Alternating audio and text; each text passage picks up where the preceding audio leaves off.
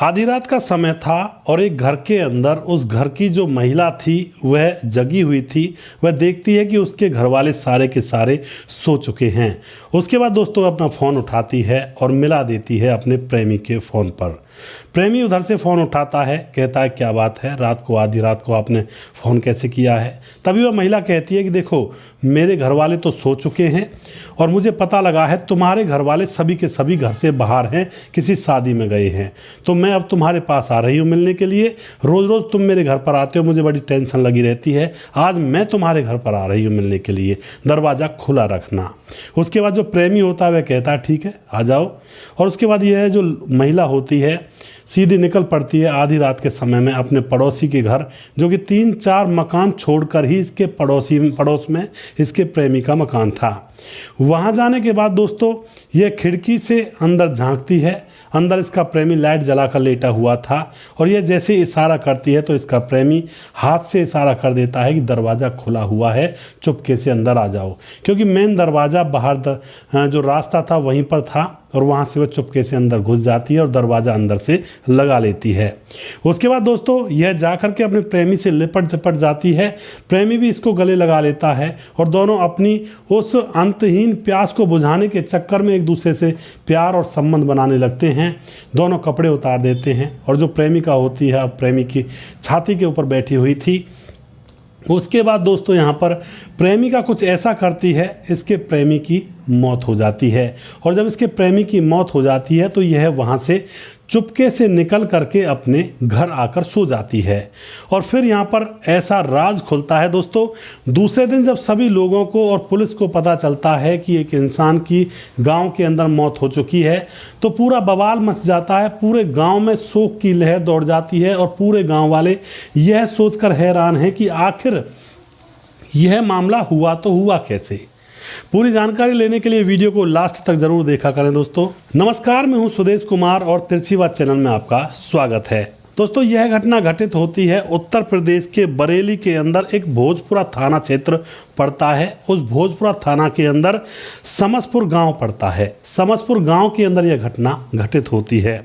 दरअसल समसपुर गांव में 30 जनवरी की सुबह सुबह जब लोग उठते हैं, जगते हैं, तो जगने के बाद जब अपने घरों से निकलते हैं और निकल कर कोई खेतों की तरफ जा रहा था, कोई अपने काम की तरफ जा रहा था, तभी दोस्तों लोगों की नज़र एक घर पर पड़ती है जहाँ पर सीढ़ियाँ थी, उस घर के साइड में बनी हुई थी और सीढ़ियों से ऊपर चढ़ा जाया करता था। रास्ते में से ही सीढ़ियां स्टार्ट थी। तो सीढ़ियों पर एक युवक की लाश पड़ी हुई है और युवक वह उसी घर का रहने वाला था। आस पड़ोस के लोगों को पता चलता है कि भाई यह तो इकबाल है और यह तो मृत पड़ा हुआ है, इसके साथ आखिर क्या हुआ। तो आस पड़ोस के लोग भी इकट्ठा हो जाते हैं। पूरे गांव में मतलब पूरा ऐसा माहौल बन जाता है कि ये क्या हुआ, क्यों हुआ, किसने कर दिया या फिर अपने आप मर गया। ज़्यादातर लोगों का सोचना यही था कि सीढ़ियों से उतर रहा होगा और उतरने में इसका पांव फिसल गया है और इसकी मौत हो गई है, क्योंकि उसके सर में चोटें थी और कुछ चोटें उसके कंधों पर भी थी। तो गांव वाले यही समझ रहे थे। उसके बाद पुलिस को बुलाया जाता है, पुलिस आती है और जो वह युवक था उसके घर वाले सारे के सारे लोग शादी में गए हुए थे। तो उसके घर वालों पर भी फ़ोन कर दिया जाता है, उसकी पत्नी, उसके माँ बाप। तो उसके घर वाले भी वहाँ पर आ जाते हैं। आने के बाद घर वालों का रोना धोना स्टार्ट हो जाता है, क्योंकि युवक की इकबाल की मौत हो चुकी थी। पुलिस भी इतने में वहां पर पहुंच जाती है। पुलिस आकर के मामले की छानबीन करती है कि आखिर इस युवक की मौत कैसे हुई। लेकिन पुलिस भी एक बार तो यही सोचती है कि शायद ऊपर सीढ़ियों से उतर रहा होगा और इसका पांव फिसल गया है और सर फूटने से इसकी मौत हो गई है। पुलिस डेड बॉडी को अपने काबू में लेती है और उसको पोस्टमार्टम के लिए भेज देती है कि भाई मामला तो तभी खुलेगा जब इसकी पोस्टमार्टम रिपोर्ट आएगी। लेकिन इतने में ही जो उस युवक की यानी कि इकबाल की पत्नी थी वह जोर जोर से रो कर पुलिस के सामने गुहार लगाने लगती है कि साहब यह अपने आप इसकी मृत्यु नहीं हुई है, पांव रिपटने से इसकी मौत नहीं हुई है, इसको मारा गया है। अब पुलिस वाले पूछते हैं कि किसने मारा है। तो इकबाल की पत्नी कहती है कि मेरे पति को यहीं पड़ोस में रहने वाली रुबीना और उसके पति इदरीस ने मारा है। अब यह बात पुलिस सुन तो लेती है, लेकिन अभी पुलिस के हाथों में कोई सबूत नहीं था, क्योंकि अभी तो पुलिस को यही पता नहीं था कि इसकी मौत हुई है या फिर इसको किसी ने मारा है। तो सबसे पहले पुलिस इंतजार करती है कि पोस्टमार्टम रिपोर्ट जब आएगी तभी इस मामले का खुलासा होगा और तभी कोई एक्शन लिया जाएगा। उसके 2-3 दिन के बाद दोस्तों पोस्टमार्टम रिपोर्ट आती है और पोस्टमार्टम रिपोर्ट में पता चलता है कि यह अपने आप रिपट कर नहीं गिरा है, इसकी पहले हत्या की गई है, उसके बाद इसकी मौत हुई है। इसके ऊपर चोटों के निशान हैं और ऐसा सीढ़ियों से गिरने पर ऐसे निशान या फिर ऐसी चोटें नहीं लगा करती हैं। ये चोटें ऐसी हैं जैसे कि किसी ने ज़बरदस्ती इसको चोटें मारी हों। अब जब यह रिपोर्ट पुलिस के सामने आ जाती है तो पूरे गांव में भी हल्ला मच जाता है और पुलिस अपनी कार्रवाई को आगे बढ़ाती है। अब पुलिस सीधा दोबारा से उस इकबाल की पत्नी के पास जाती है और उससे दोबारा से सच्ची तरह से पूछताछ करती है। तो इकबाल जो मृतक था उसकी पत्नी फिर से यही कहती है कि मेरे पति की मौत ऐसे ही नहीं हुई है, मेरे पति की हत्या की गई है और रुबीना और उसके पति इदरीस ने हत्या की है। और वह बताती है कि मेरे पति का अफेयर रुबीना के साथ चला हुआ था। अब तो पुलिस को 1 मिनट नहीं लगता है, तुरंत वहीं पर पड़ोस में रुबीना को और उसके पति को गिरफ्तार कर लिया जाता है और उनसे सख्ती से पूछताछ की जाती है। रुबीना पहले तो यह बताती है कि नहीं, मैंने कुछ नहीं किया, मेरा इसमें कोई कसूर नहीं है, मैं तो अपने घर पर सो रही थी। पहले तो पुलिस को इधर उधर की बातें बताती है, लेकिन पुलिस जब अपनी छानबीन और अपनी पूछताछ सख्ताई से करती है तो रुबीना को यहाँ पर सारी बात बतानी पड़ती है और फिर रुबीना टूट जाती है और पुलिस के सामने कहती है कि हाँ साहब, मैंने ही इकबाल को मारा है। उसके बाद दोस्तों पुलिस उससे पूरा राज पूछती है कि आखिर तुमने उसको क्यों मारा है। तो रुबीना यहाँ पर पूरी सच्चाई पुलिस के सामने बयां करती है। रुबीना बताती है कि जो इकबाल है वह साड़ियों की फेरी लगाया करता है और साड़ियों में कोई कढ़ाई बुनाई ऐसी कुछ चीज़ें करनी होती हैं तो वह औरतों से करवाया करता है और एक उन औरतों में से मैं भी हूँ जो साड़ियों में बुनाई कढ़ाई किया करती हूँ और उसके बदले में उससे पैसे ले लिया करती थी और फिर वह इन साड़ियों को फेरी पर रख करके इधर उधर बेच दिया करता था। इकबाल जिसकी पत्नी है, जिसके बच्चे भी हैं, साड़ियों की फेरी लगाता है और जैसा कि मैंने आपको बताया रुबीना उसके घर में उसका पति इदरीस है और रुबीना साड़ियों पर कढ़ाई वगैरह करती है। तो इकबाल रोज़ रोज़ उसके पास आता है और साड़ियाँ देकर जाता है कढ़ाई करने के लिए और जो कढ़ाई हो चुकी साड़ी होती हैं उनको अपने साथ वहाँ से उठा ले जाता है और बदले में रुबीना को पैसे दे दिया करता है उसकी मेहनत के। इसी तरह से यह मामला बार बार चलता है। रोज़ रोज़ का आना इकबाल का रुबीना के घर पर लगा रहता है। एक दिन की बात होती है, रुबीना कपड़े बदल रही थी, तभी वहाँ पर इकबाल आ जाता है। इकबाल को अब रुबीना उस अवस्था में दिखाई दे जाती है जिसमें दिखाई नहीं देनी चाहिए थी और फिर दोस्तों वह रुबीना से मीठी मीठी बातें करने लगता है और इन दोनों को एक दूसरे से प्यार हो जाता है और इन दोनों के संबंध भी बनने लगते हैं। अब तो यहाँ पर कढ़ाई बुनाई के चक्कर में इकबाल का आना होता है, किसी को शक भी नहीं था और रुबीना और इकबाल का प्रेम प्रसंग चालू हो जाता है। धीरे धीरे समय गुजरता रहता है, कोई परेशानी नहीं थी, लेकिन अब से 1 महीना पहले जो रुबीना का पति इदरीस होता है उसको पता लग जाता है, वह इनको रंगे हाथों पकड़ लेता है। तो अब वह अपनी पत्नी रुबीना को धमकाता है, उससे कहता है कि अगर तुमने यह काम बंद नहीं किया तो मैं तुझे तलाक दे दूंगा। अब यह बात जब रुबीना अपने पति के मुंह से सुनती है तो वह घबरा जाती है कि अगर पति ने तलाक दे दिया तो मैं जाऊंगी कहाँ। उसके बाद दोस्तों वह अब मन बना लेती है, इसके बाद रुबीना मन बना लेती है कि अब यह मामला मुझे बंद करना पड़ेगा और वह अपने प्रेमी इकबाल से कह देती है कि अब मैं तुमसे नहीं मिल सकती क्योंकि मेरे पति को पता लग गया है। लेकिन दोस्तों यह बात जैसे ही इकबाल सुनता है तो वह आपे से बाहर हो जाता है। आग बबूला होकर के एकदम से वह रुबीना से कहता है कि अगर तुम मेरे साथ नहीं रहोगी तो मैं तुम्हारी बनाई हुई जो वीडियोज़ हैं वो मेरे पास हैं, संबंध बनाते वक्त मैंने वीडियो बना ली थी, अगर तुम मुझसे संबंध नहीं बनाओगी तो मैं उन वीडियोज़ को वायरल कर दूंगा और पूरे समाज में मोहल्ले में तुम्हारी थू थू हो जाएगी। अब यह बात सुन करके जो रुबीना होती है वह परेशान हो जाती है, अब करे भी तो करे क्या। उसके बाद दोस्तों अब यहाँ पर रुबीना नींद की गोलियाँ अपने पति को खाने में मिलाकर खिला दिया करती और जैसे ही उसका पति गहरी नींद में सो जाया करता तो अपने प्रेमी इकबाल को रात के समय में अपने घर पर बुला लिया करती। अब यह मामला इस तरह से यहाँ पर चल रहा होता है। लेकिन दोस्तों रुबीना बहुत ज़्यादा परेशान हो चुकी थी, उसको बहुत बुरा लग रहा था कि अब मैं अपने प्रेमी के चुंगल में फंस चुकी हूँ और वह मजबूरी में यह सारा काम कर रही थी। लेकिन रुबीना इस सारे काम को ख़त्म करना चाहती थी, वह इकबाल को ही इस दुनिया से मिटाना चाहती थी, लेकिन अभी उसको कोई मौका कोई रास्ता नहीं मिल रहा था इकबाल को रास्ते से हटाने का। अब दोस्तों इसी तरह से मामला कुछ दिन और चलता है। वह अपने पति को नींद की गोलियां दे दिया करती और रात में अपने प्रेमी इकबाल को बुला लिया करती। अब एक रात की बात होती है, प्रेमिका ने नींद की गोलियां दे करके इकबाल का इंतजार कर रही थी और अपने पति को सुला दिया था। लेकिन रूबीना को पता चलता है कि इकबाल जो प्रेमी है उसके घर में आज कोई नहीं है, तो वह सोचती है कि आज मैं इस काम को अंजाम दूंगी। और वह अपने प्रेमी इकबाल के पास फ़ोन करती है और उससे कहती है कि देखो, आज तुम मेरे घर मत आओ, मुझे पता है तुम्हारे घर पर आज कोई नहीं है और मैं तुम्हारे घर आऊँगी तुमसे मिलने के लिए, और तुम दरवाज़ा खुला रखना। उसके बाद दोस्तों जो प्रेमी इकबाल होता है वह दरवाज़ा खुला रखता है और प्रेमिका उसके घर पर पहुंच जाती है। वहां पहुंचने के बाद दोनों एक दूसरे से प्यार करने लगते हैं, कपड़े उतार दिए जाते हैं और जो रूबीना होती है इकबाल की छाती पर बैठी हुई थी निर्वस्त्र। और दोस्तों अब रूबीना अपनी पूरी प्लानिंग यहाँ पर कर देती है। सिलबट्टा उठा करके प्रेमी के ऊपर वार करने लगती है। पहला ही वार उसके सर में किया जाता है, जिससे जो प्रेमी इकबाल होता है वह बेहोशी की अवस्था में हो जाता है। उसके बाद रूबीना उसके तन बदन पर बहुत सारे सिलबट्टे से वार करती है और उसकी वहाँ पर हत्या कर देती है।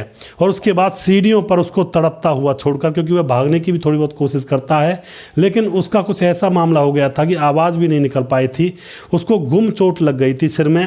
वह सीढ़ियों पर भागने लगता है, ऊपर की तरफ जाने लगता है, लेकिन वह वहीं पर गिर जाता है सीढ़ियों पर। और उसके बाद रूबीना कपड़े पहनकर अपने घर पहुंच जाती है और वह इकबाल वहीं सीढ़ियों पर पड़ा पड़ा सिसक कर रात भर में अपने प्राण त्याग देता है।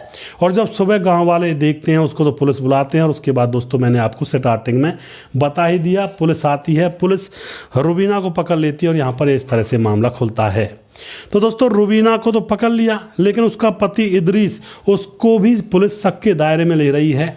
पुलिस को लग रहा है कि रूबीना अकेली ऐसा काम कैसे कर सकती है, लेकिन दोस्तों इदरीस बिल्कुल निर्दोष निकलता है। रूबीना के पति को कोई जानकारी ही नहीं थी, ना ही वह इस मामले में शामिल था। तो यहाँ पर दोस्तों इदरीस को छोड़ दिया जाता है और रूबीना फिलहाल जेल में है और रूबीना का आशिक इकबाल फिलहाल उसकी मौत हो चुकी है। तो प्रेम के चक्कर में जो लोग पड़ते हैं उनके घर इसी तरह से तबाह हो जाया करते हैं। अब यहाँ पर 2 घर तबाह हो गए सिर्फ एक हवस और वासना को पूरा करने के चक्कर में, एक तो इकबाल का और एक रूबीना का। तो मैं बार बार कहता हूं दोस्तों, इन चीज़ों से दूर रहा करें, इन चीज़ों से किसी का भी कोई फ़ायदा नहीं होता है, जाने जाती हैं, समाज में बेइज्जती होती है, बस यही चीज़ें होती हैं इन चीज़ों को करने से। तो अपने आप को संभाल कर रखें, कभी भी ज़िंदगी में ऐसी गलती ना करें जिससे कि जो अपने परिवार के ऊपर बन आए, अपने जीवन के ऊपर बन आए या किसी और की जान ले डूबे, ऐसा काम तो हमें बिल्कुल करना ही नहीं चाहिए। जीवन को शान से जिए, ऊपर वाले का नाम लेते रहें, लोगों की भलाई करें, शुद्धता से और पवित्रता से जीवन जी कर देखेंगे तो आपको पता चलेगा कि शुद्धता में और पवित्रता में कितनी सच्चाई होती है और कितना अच्छा होता है। नारकीय जीवन ना जिए दोस्तों, यह नारकीय जीवन होता है, नरक के समान होता है। वीडियो के लास्ट में कुछ भाइयों के नाम जरूर लेना चाहूँगा जो भाई हमारे वीडियोज़ को देखते हैं और हमें खूब सपोर्ट करते हैं। हमारे साथ हैं जालम सिंह जिला जालौर से, कह रहे हैं कि बकवास दिमाग यूज़ किया है इन लोगों ने। सुदेश भाई, जालम सिंह जिला जालौर राजस्थान से, फिलहाल अहमदाबाद गुजरात में बिजनेस करता हूँ। सुदेश भाई आपकी तबीयत कैसी है? सुदेश भाई मैं बिल्कुल ठीक हूँ जालम सिंह जी। और उसके बाद हमारे साथ हैं, सबसे पहले गलती मामी की है सुदेश भाई, जालम सिंह कह रहे हैं, और बिल्कुल सही कह रहे हैं जी आप। उसके बाद हमारे साथ हैं सुभाष ट्रू क्राइम स्टोरी नाम से चैनल है, और ये भाई कह रहे हैं कि सर प्रणाम, नमस्कार, आपके कहानी सुनाने का तरीका, मीठी आवाज़ जब कान में जाती है तो ऐसा लगता है कि आपकी वीडियो ऐसे ही सुनते रहें, आप ऐसे ही लोगों को जागरूक करते रहें, आप हमेशा स्वस्थ रहें और भगवान आपको हर वो खुशी दे जो आपको अच्छी लगे। शुभ रात्रि, जय सिया राम। जी बिल्कुल सुभाष जी, जय सिया राम। आपका इसी तरह से आशीर्वाद बना रहेगा तो मैं भी अपना काम करता रहूँगा। आप लोगों का बहुत बहुत धन्यवाद, आप हमेशा खुश रहें। उसके बाद नमस्ते भाई जी, मैं बिहार से हूँ और चंपारण से हूँ। इनका नाम है अखलाक अहमद, जो कि आईडी में छोटे बड़े अक्षर लिखे हुए, थोड़ा पढ़ा नहीं जाता है कई बार। राम थापा हमारे भाई, सर जी आपकी कहानी सुन के कुछ सीखने को मिलता है जी, बहुत बहुत धन्यवाद भाई का। राम सर जी, खेमराज गुज्जर चिट्टी जीबी नगर यूपी 16 से हमारे भाई वीडियो को देखते हैं। इरशाद खान हमारे भाई जो कि कमेंट करते हैं। उसके बाद अमीर शेख हमारे भाई कमेंट करते हैं। उसके बाद हमारे साथ हैं AHAD आहद व्लॉग, सारा मामला नज़र आ जाता है जी, बिल्कुल कमेंट कर रहे हैं। और राजकिशोर चौरसिया महाबलेश्वर महाराष्ट्र से हैं। और उसके बाद हमारे साथ है राजकिशोर चौरसिया महाबलेश्वर महाराष्ट्र से हैं। सर जी नमस्कार, आपकी वीडियो बहुत अच्छी लगती है, हमारा भी नाम ले लिया करो। उत्तर प्रदेश महाराजगंज जिला से हैं, इनका नाम है पिंटू बाबू। पिंटू बाबू जी आपका बहुत बहुत धन्यवाद। उसके बाद हमारे साथ हैं नहाना खान, कमेंट करते हैं, मुराली गौंड सूरत से हैं। आदेश कोहली यूपी फिरोजाबाद से हैं, राम राम जी राम राम जी। उसके बाद अमित कुमार हमारे भाई कमेंट करते हैं। बहुत बहुत धन्यवाद करते हैं अमित भाई का। राम मोहम्मद यासीन लाहौर पाकिस्तान से हमारे भाई वीडियो पर लगातार कमेंट करते हैं, भाई का बहुत बहुत धन्यवाद करता हूँ। सुशील चौधरी हमारे भाई लगातार कमेंट करते हैं, भाई का बहुत बहुत धन्यवाद करता हूँ।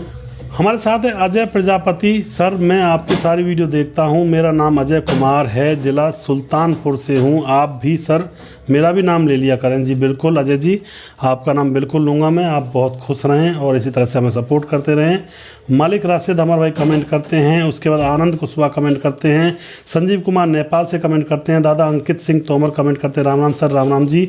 अजय प्रजापति दोबारा से हैं, मुकेश कुमार यूपी 83 से हैं, बाबूलाल हमारे भाई राम राम जी। और उसके बाद छैल बिहारी प्रधान हमारे भाई कमेंट करते हैं, बहुत अच्छा है आपकी कहानी, हमें बहुत अच्छी लगती हैं, आपको बहुत बहुत धन्यवाद जी, बहुत बहुत धन्यवाद जी। करीना कुमारी कमेंट करती हैं, मोहम्मद सदीक कमेंट करते हैं, अजय प्रजापति हैं, विष्णु मौर्य कमेंट करते हैं, अनिल बड़ौदा कमेंट करते हैं, मोनू जैन कमेंट करते हैं, अमित पटेल कहते हैं कि सुदेश भाई पिछले वाली कहानी बहुत उदास थे। हाँ पिछली वाली कहानी में बहुत उदास थे। और तबीयत पानी तो सही है ना? जय श्री राम। मैं बिहार बेलवा गाँव मोतिहारी ज़िला से हूँ। अमित भाई उदास तो इसलिए हूँ, गर्मी बहुत पड़ती है, क्योंकि जब वीडियो को शूट करता हूँ तो ना पंखा चलता है ना कोई हवा आती है, और सामने 2 लाइटें होती हैं, एक ऊपर लाइट होती है, तो बहुत गर्मी लगती है। बस ऐसा लगता है कि जैसे तैसे वीडियो खिंच जाए एक बार। हमारे साथ हैं बनाराम जानी। सुदेश भाई राम राम। सुख दुख जोड़ा होता है। जी बिल्कुल। कैलाश चौधरी हमारे बड़े भाई कहते हैं, मारने वाले से बचाने वाला बड़ा होता है।